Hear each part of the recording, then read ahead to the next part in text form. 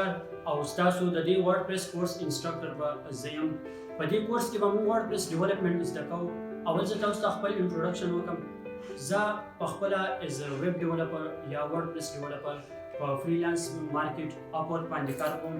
د دې نه علاوه زما خپل بلاګ هم دی د ډاټ کوډ په نوم باندې چې په هغې باندې زه د ورډپریس ریلیټډ نور ټیکنالوژیز ریلیټډ ویب ډیولپمنټ ریلیټډ موسټلی د هغې مطابق کانټینټ شیر کوم او هغه انفارمیټیو کم کانټینټ چې هغه شیر کېږي.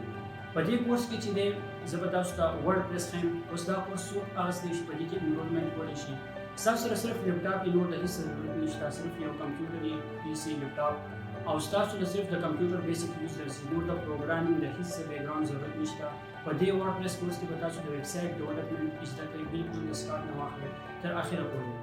په دې اولني فیز کې به موږ د ورډپریس کوم انټروډکشن چې دی هغه انټروډکشن به کوو.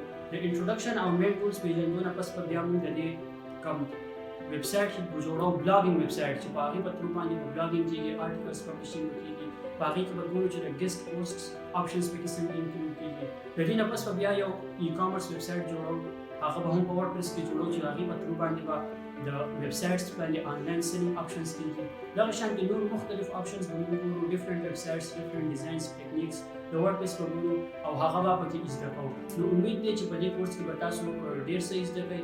نو کورس کې د انرولمنټ لپاره اوس د نیکسټ ویډیو ته لاړ شئ او کورس سټارټ کړئ او ورډپریس کې زده کړئ. ډېره مننه، مهرباني.